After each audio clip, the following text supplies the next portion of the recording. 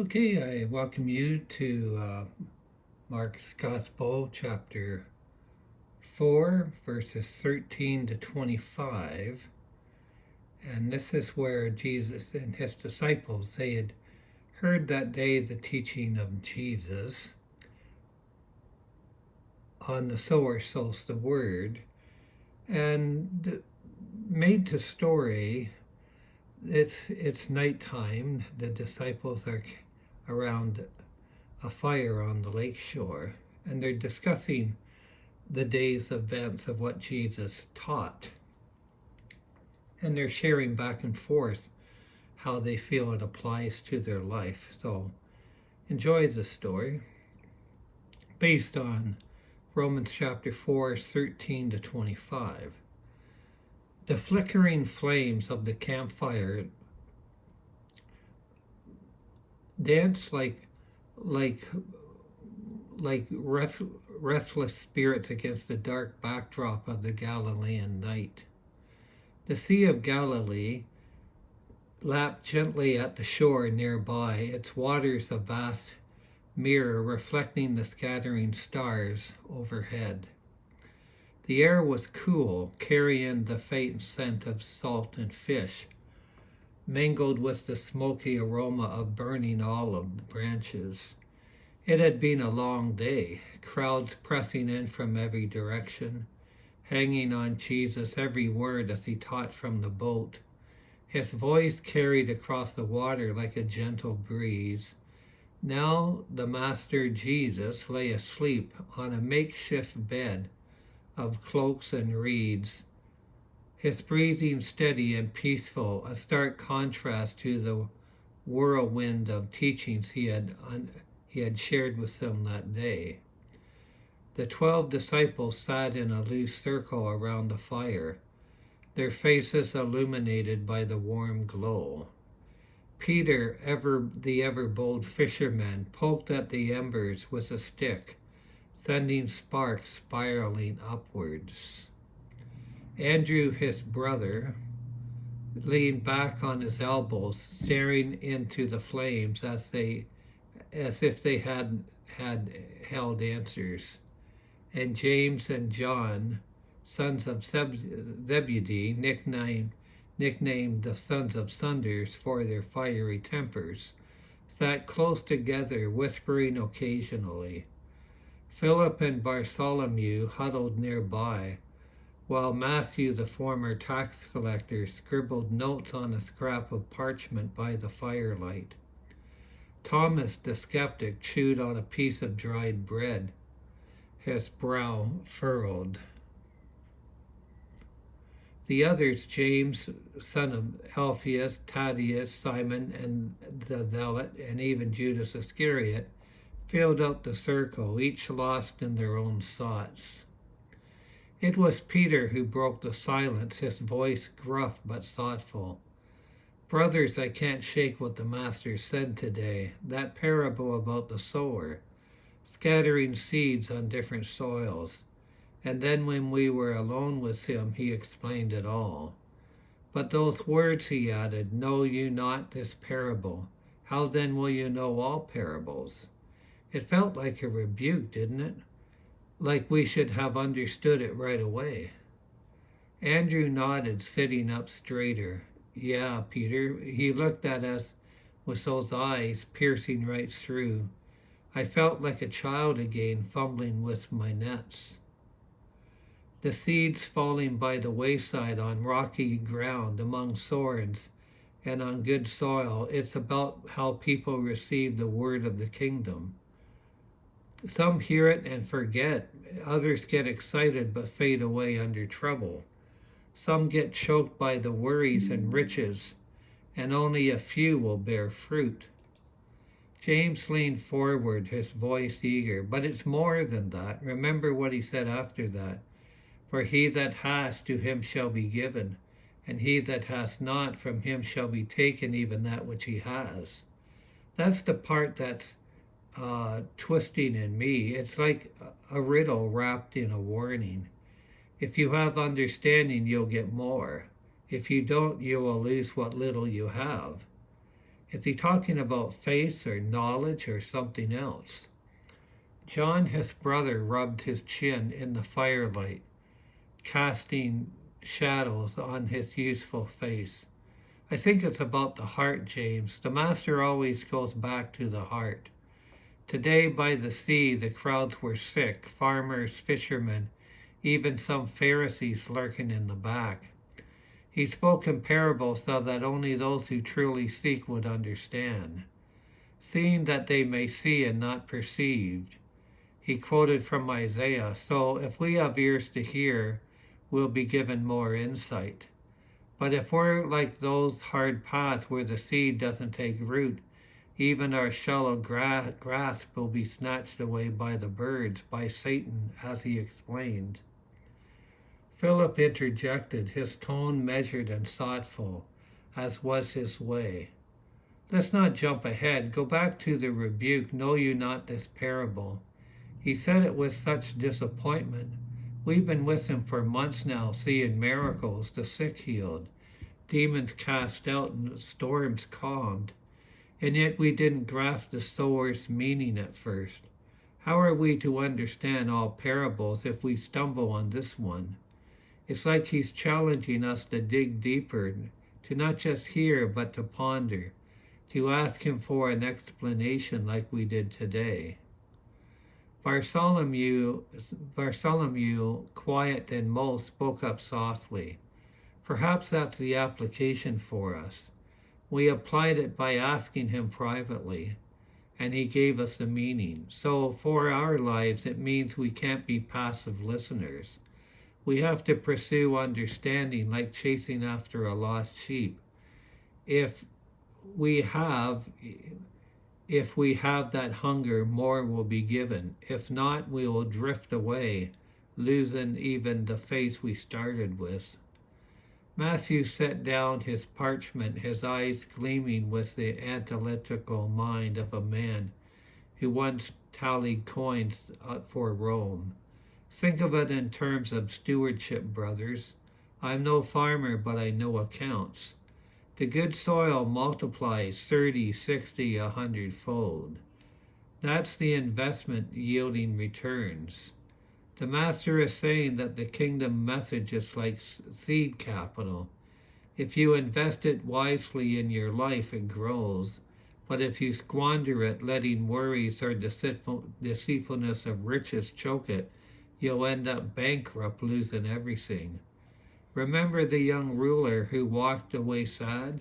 He had much, but his heart was thorny ground. What he has not in true devotion was taken from him.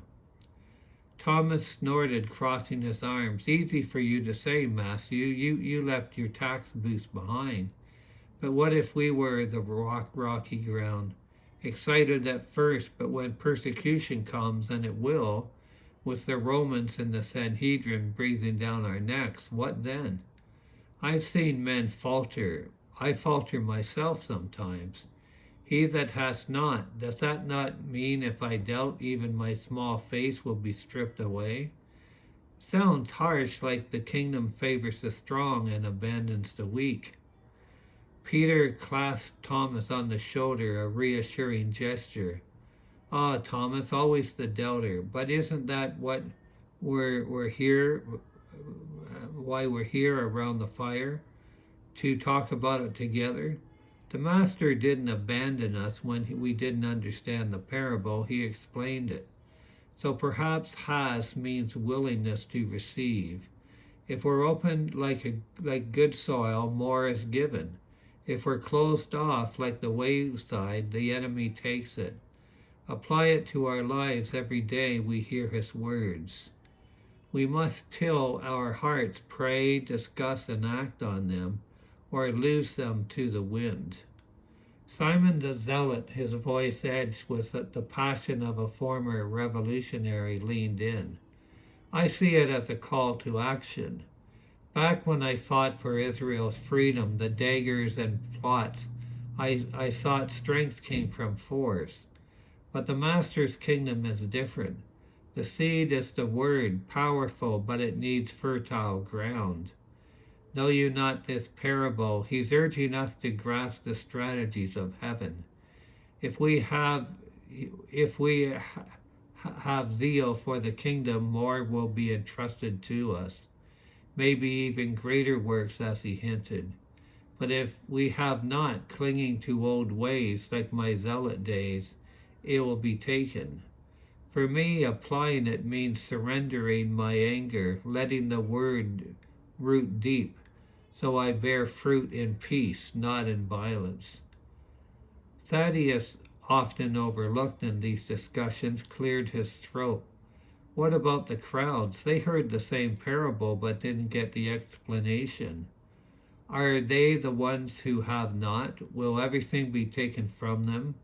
It troubles me. We're just like them before he called us.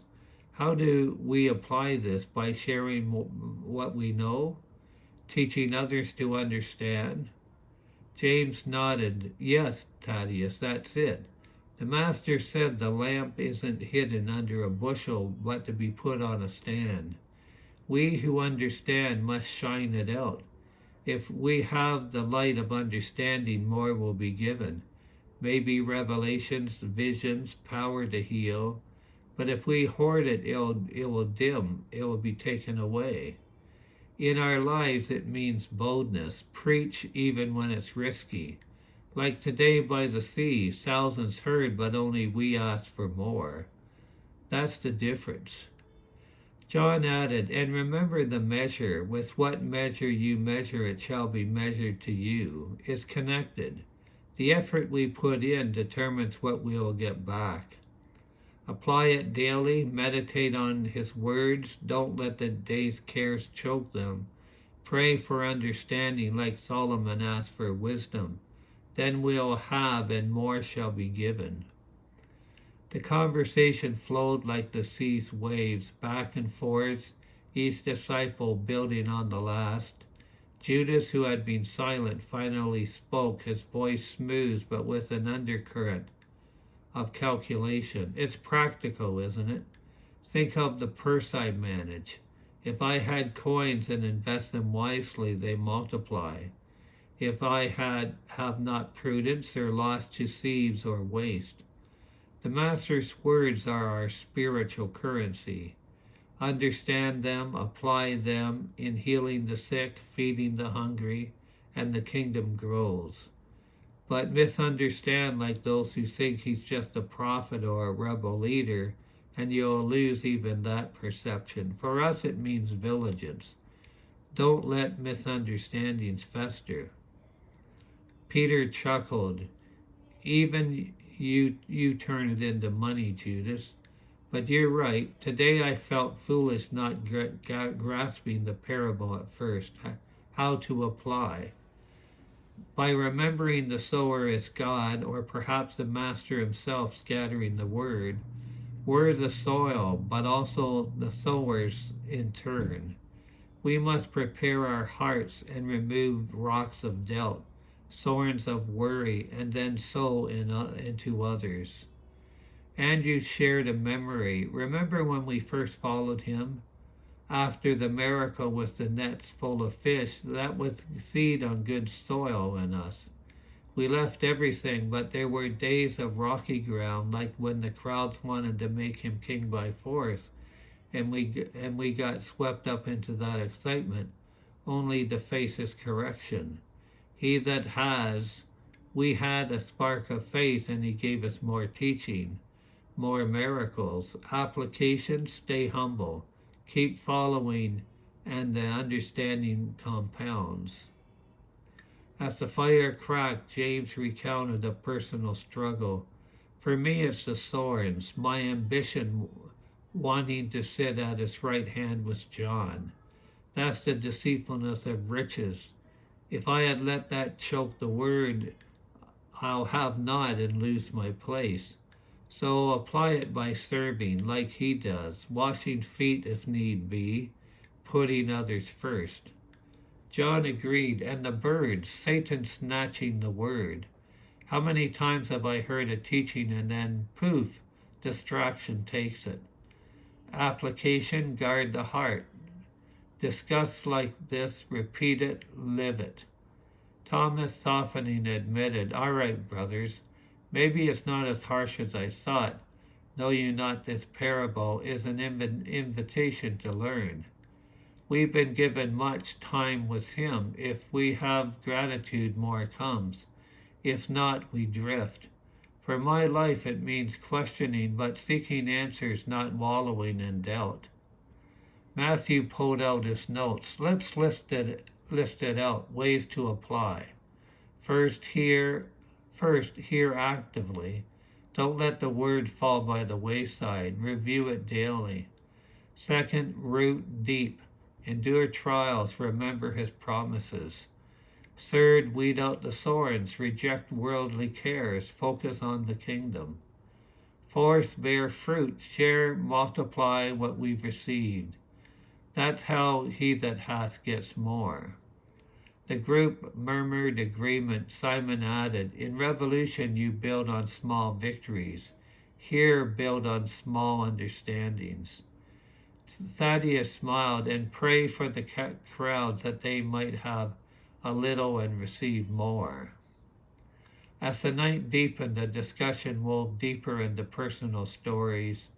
Peter shared how the parable mirrored his denial of fear during storms, rocky ground, and how Jesus' patience gave him more faith.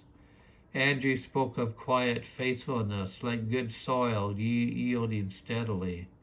James and John debated their tempers, vowing to let the word tame them. Philip pondered philosophical angles, and Bartholomew emphasized community. Matthew calculated spiritual growth like ledgers, and Thomas challenged assumptions, pushing for clarity. Simon saw liberation theology, Thaddeus humility, and Judas efficiency.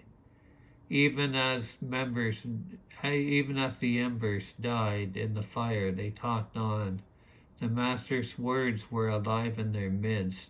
Jesus stirred once a faint smile on his lips, as if he were hearing their wrestlings. By dawn they had not solved every mystery, but they had more understanding, deepened by fellowship.